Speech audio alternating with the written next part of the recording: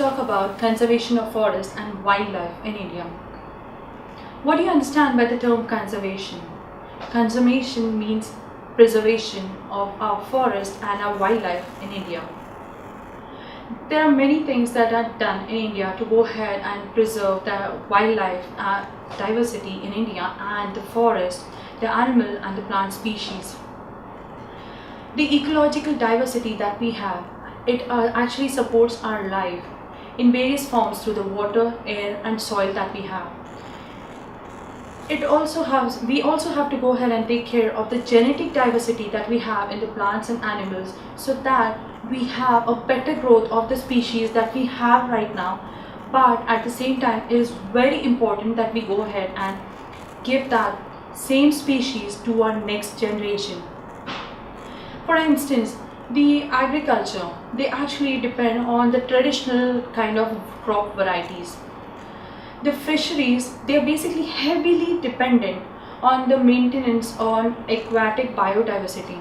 That means if we have to look at the, I'll give you an example before we go ahead any further.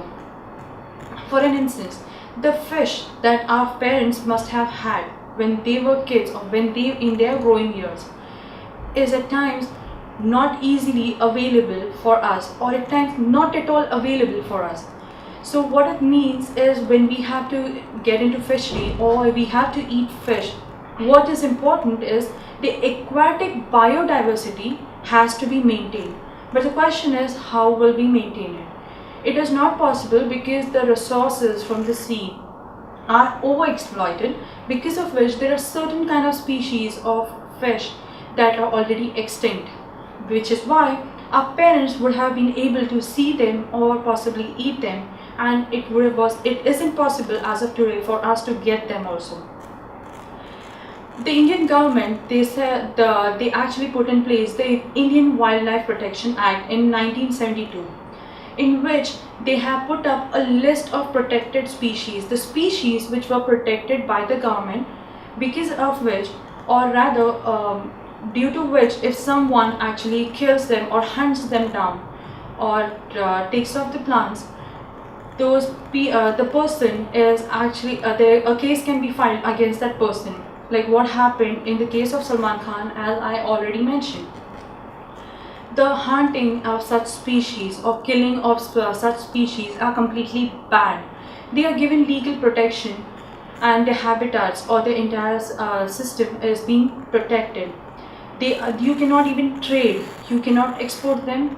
For an instance, there are many central and state government, they have actually established a lot of national parks and wildlife sanctuaries to ensure that they go ahead and get a habitat.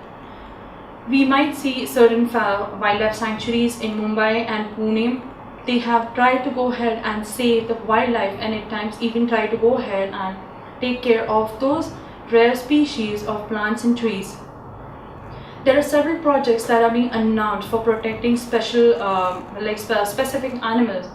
For instance, we already know about the program called Save Our Tigers, because the number of tigers, the species of tigers, are reducing slowly and steadily. We have different programs that would also protect the Kashmir stag or the hungal. Then there are 3 types of crocodiles: the freshwater crocodile, the saltwater crocodile and the gharial. All these have to be protected. Then the Asiatic lion, all these have to be protected, because of which there are various programs that are being put into place to go ahead and save and protect these kind of species. The Indian elephant, the black buck, also known as the chinkara, the great Indian bustard and the snow leopard, they have given full or partial legal protection against hunting and trade throughout India. So anyone who is found guilty of trading or hunting these animals are actually liable to be penalized. The conservation of projects are basically, the government are focusing on the biodiversity rather than just concentrating on those few species or few components. There is now a very intensive search that is taking place to go ahead and conserve on the conservation measures that can be put into place to conserve these plant life and the animal and the bird life.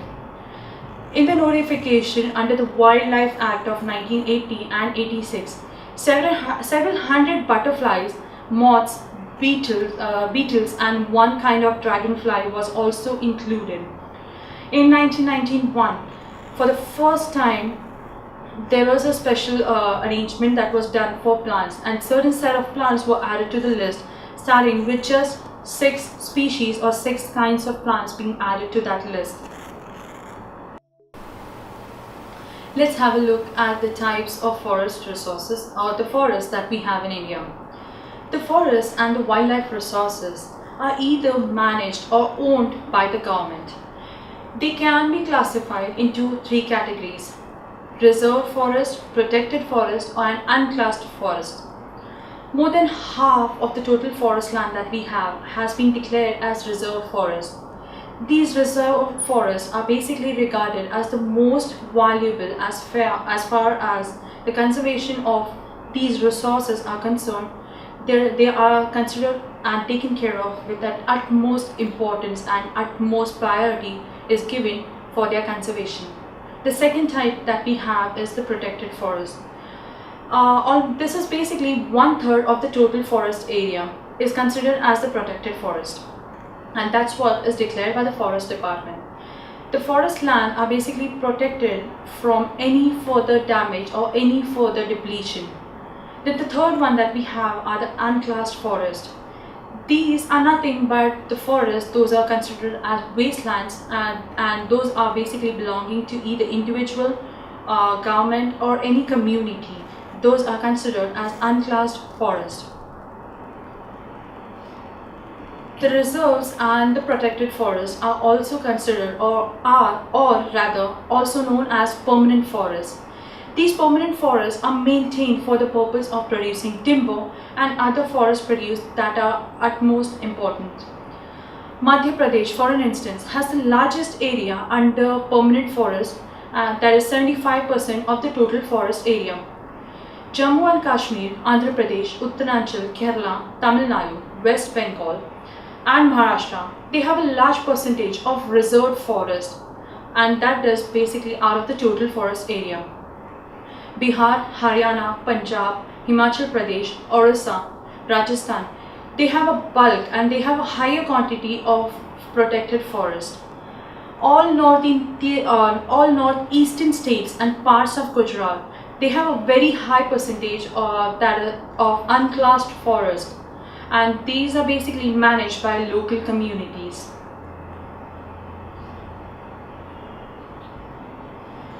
Let's have a look at how does community play a major role in the conservation of forests and wildlife resources. These forests are basically homes to many traditional communities, like the tribal people and people or the villages which are closer to the forest.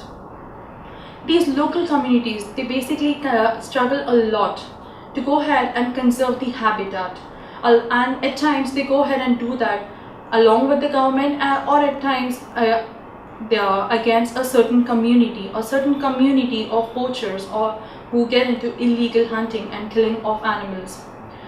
Say for an instance the Sarika Tiger Reserve in Rajasthan.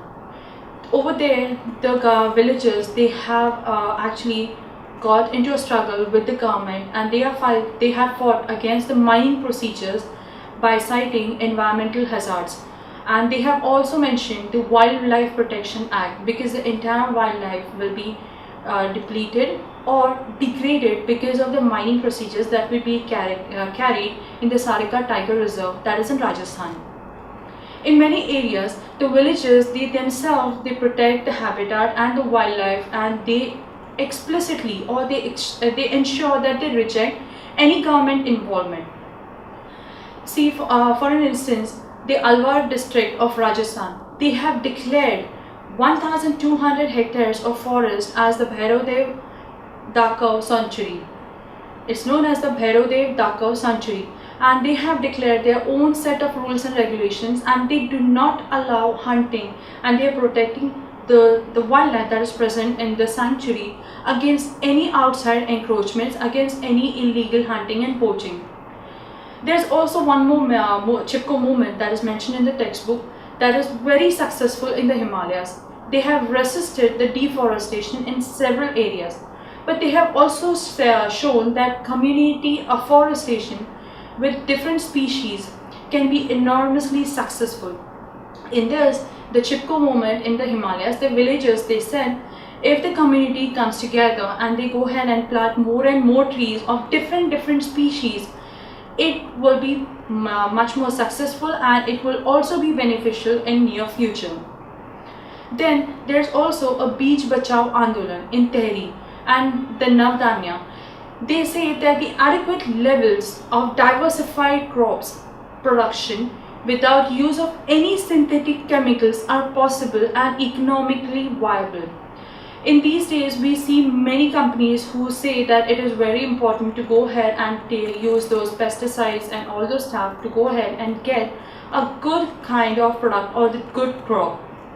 So these two programs, the Beach Bachao Andolan and the Navdanya, these two programs, they concentrated on the fact that if they have to use the natural methods or whichever viable, naturally available methods, there will be a diversified crop cultivation and these results will be very good. Then there was a joint forest management program that was launched. It basically sets a very good example of involving the community which is in and around any forest area in the management and the restoration of the degraded lands. What was happening in this program is, it was formed in 1988 when the state of Orissa passed its first resolution for joint forest management. In this joint forest management program, the government is dependent on the local villagers, and they undertake protection activities mostly on those degraded lands, and these which are managed by the forest department. When they actually take care of the forest area, the protected area, the villagers, what they get in return is they get some benefits like non-timber forest producers, or possibly the timber harvest. If it is a successful protection, they get that in return. The local communities everywhere, they have to be involved in some kind of natural resource conservation or natural resource management. That was the major thing that they were dependent upon, or that was the major idea that they were looking up to. This is how we complete the chapter Forest and Wildlife Resources in India. Let's quickly revise the whole chapter in a gist.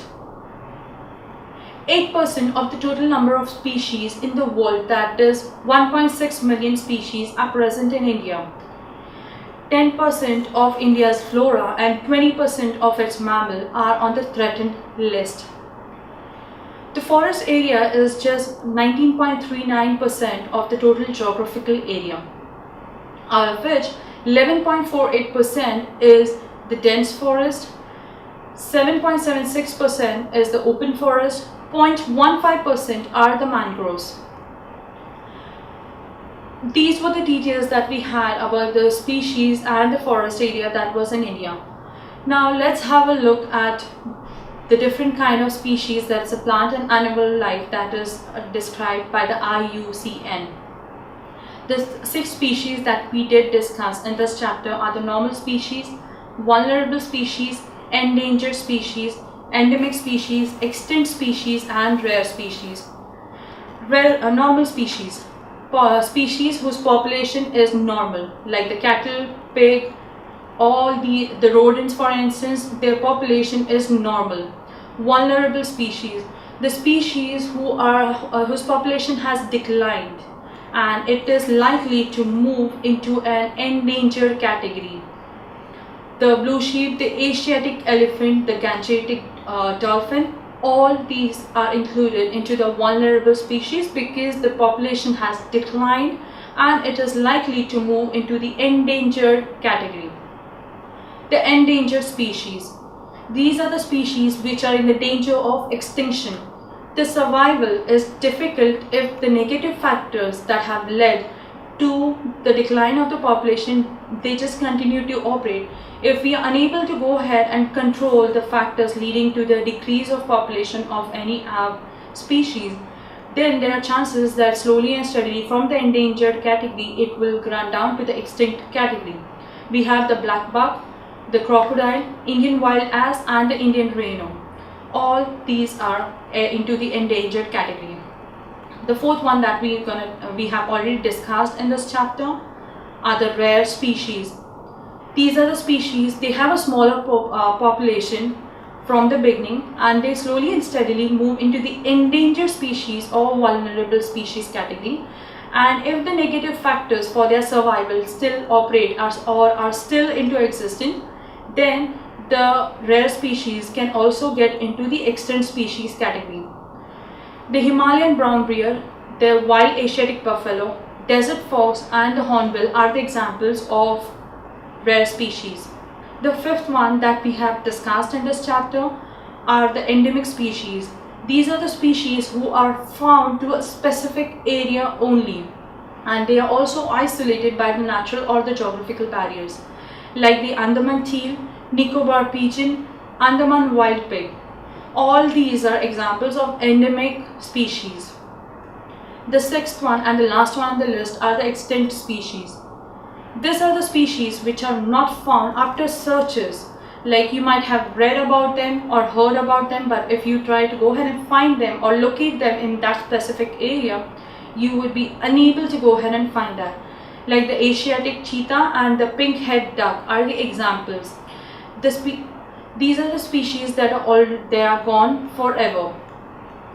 In this chapter, we also spoke about the different types of forests that are managed by the government or owned by the government. The first one is the reserve forest, second one protected forest, and the unclassed forest. Now, reserve forests are more than half of the total forest area declared as reserve forest, and most of the times for the government, the reserve forest, the conservation of the forest resources in those areas and the wildlife resources are of utmost importance. The second one are the protected forests. 1/3 of the total forest area are included, or rather said, as the protected forest. And such forest area or such forest land, they try to go ahead and conserve that rather than it getting depleted over a period of time. The third type of forest that we spoke about was the unclassed forest. These are nothing but just wastelands either belonging to government or individuals or a community. The reserved and the protected forests are also known as permanent forests.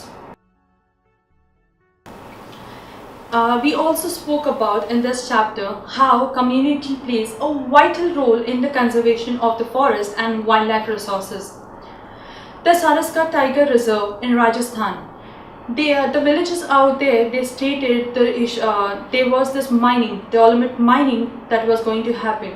The villagers fought the government stating Wildlife Protection Act and the environmental hazards that will be faced. Then the Alwar district of Rajasthan, they have declared 1,200 hectares of the forest land as the Bhairav Dev Sanctuary. And they have their own set of rules and regulations, and they protect the wildlife and the forest life resources on their own against any outside encroachments. We also discussed the Joint Forest Management Program, that is the JFM, which actually sets a good example of involving the communities or the villages closer to that forest area. And then we spoke about in this chapter is the Beej Bachao Andolan and the Navdanya.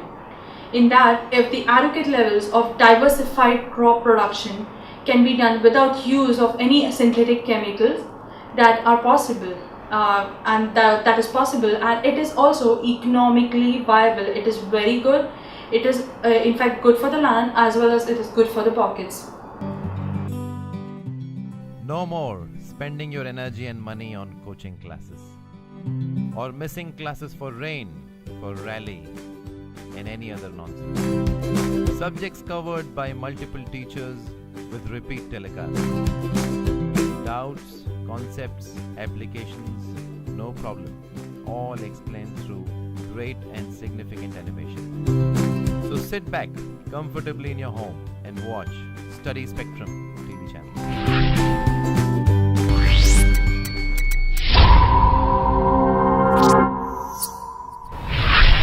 Let's have a look at the conservation of forest and wildlife in India that we have discussed in this chapter. There was an Indian Wildlife Protection Act that was implemented in 1972. There was an all India list of protected species that was published by the government.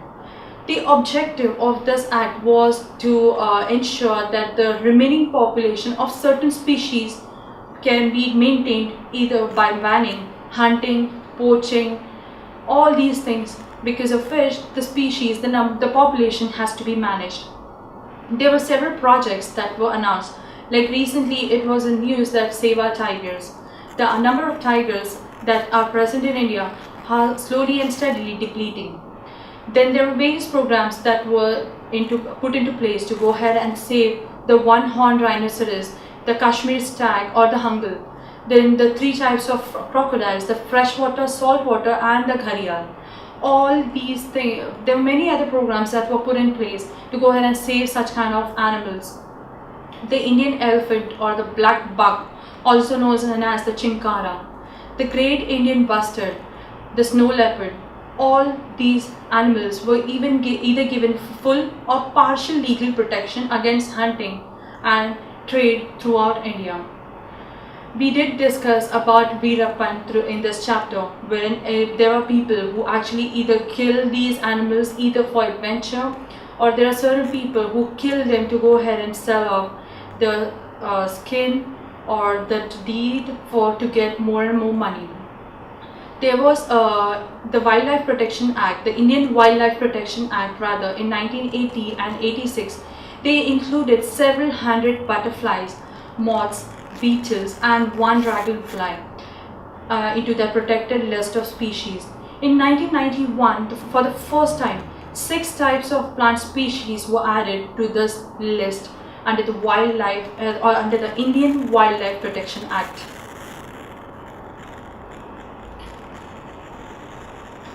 Let's have a look at the question answers in your textbook. What is biodiversity? Why is biodiversity important for human beings? When we started off with this chapter, I broke this word biodiversity. Bio means anything that has life, and diversity means different types. When I mean life with different types, if we have to go ahead with the plants, we see different types of plants. When it comes to birds, we find different types of birds in the same manner for animals. So biodiversity is basically nothing but variety of animal and plant life that is present in any specific habitat. We generally share this planet, that's our Earth, with different living beings, even with the microorganisms, the animal and the plant life and the bird life. Right from the bacteria to the lichens to the banyan tree, everything we just share our life with all these organisms. The entire habitat that we live in has an immense biodiversity. We as human beings and all living beings, they basically form a very complex ecological ecosystem in which we are just a very small part, and we are very much dependent on the other system, on our own existence. So, for an instance, when the goat eats grass, and the goat eats grass, the lion eats the goat, and the lion, when it dies, it decays, and again the remains are eaten by the microorganisms, or either it is absorbed by the soil to go ahead and give nutrients to the soil, and the plant life is improved. So in the same manner, we human beings actually are a part of the entire chain of the ecosystem, and we are much more dependent on the various biodiversity that is present in and around us. The next question: how have human activities affected the depletion of flora and fauna? Explain. The habitat destruction. Many a times, because of expansion of railways to construct new buildings, flyovers, all these things, the entire forest area is at times destroyed, because of which the entire habitat or the entire wildlife that is present is being destroyed. The second one that we discussed in this chapter was the poaching, that is the illegal hunting or capturing of wild animals. The overexploitation. I gave you an example of the bamboo trees. The whole lot of bamboo trees are cut off from the forest area just to go ahead and make those mattresses, rooftops, furniture, to make paper pulp or paper rather. All these things are basically, you overexploit the existing things that are available for us. We do environmental pollution. We do pollute environment through various means. We pollute our air through the smoke from the cars or smoke from the chimneys of the factories. We pollute our water by throwing the waste out of the factories. We pollute our land by throwing, say, papers or say plastics on the land. Then there are forest fires, who also act as a very important factor, because of which the entire habitat can be destroyed. If there is a forest fire that is caused in a forest area, the entire forest can be burnt. And the most important of all is the overpopulation that also affects any flora and fauna. The needs of the ever-increasing population are just unlimited, but the means to go ahead and satisfy them are limited. So because of overpopulation, to meet those demands, we just go ahead and deplete our existing flora and fauna. These are the various factors which affect our flora and fauna, and they are depleted. Describe how communities have conserved and protected forests and wildlife in India. In this chapter, we spoke about the Sarika Tiger Reserve in Rajasthan. The villagers have fought against the government against the dolomite mining, citing the Wildlife Protection Act and the environmental hazards. Then the Alwar district of Rajasthan, they have declared 1,200 hectares of land as the Bhairav Dako sanctuary, and they actually protect the forest life and the wildlife resources in this sanctuary on their own and against any any outside encroachments. Then we also discussed in this chapter about this Chipko movement. They resisted deforestation and they said that if the community does afforestation, that means if the community plants more and more trees, then there can be more and more diversity. At the same time, it can be actually passed on to the next generation. Then we also discussed about the Beach Bachao Andolan and the Navdanya, in which the synthetic waste or the synthetic fertilizers or chemicals are not used. They have used the traditional methods for the production of diversified crops. The next question and the last question on the list is write a note on good practices towards conserving forest and wildlife resources. It is very important to go ahead and create public awareness for the conservation of the resources that are depleting day by day. The forest cover in India are depleting, they are vanishing rather. It is very vital to go ahead and set up those national parks and wildlife sanctuaries and to protect forests and the endangered species so that they do not get into the extinct category. The biodiversity is a new byword of good practices. That means that can actually help us to go ahead and conserve forests and the wildlife, and the diversity or the different species can be added up, or rather the ones that are existing, they can be increased. There are various tribal communities who are dependent on the forest for their living, and they are basically now taking an active role towards the conservation of the forest. They are the ones who at times worship trees and animals. So when these trees are lost, the cultural diversity is also lost. So they play a vital part. In the same manner, even we can go ahead and conserve our forest and wildlife resources. Then there can be laws that can be implemented by the government that would forbid or that would stop animal hunting and any illegal poaching. So these are some of the good practices that can be done to go ahead and conserve wildlife and forest resources in India.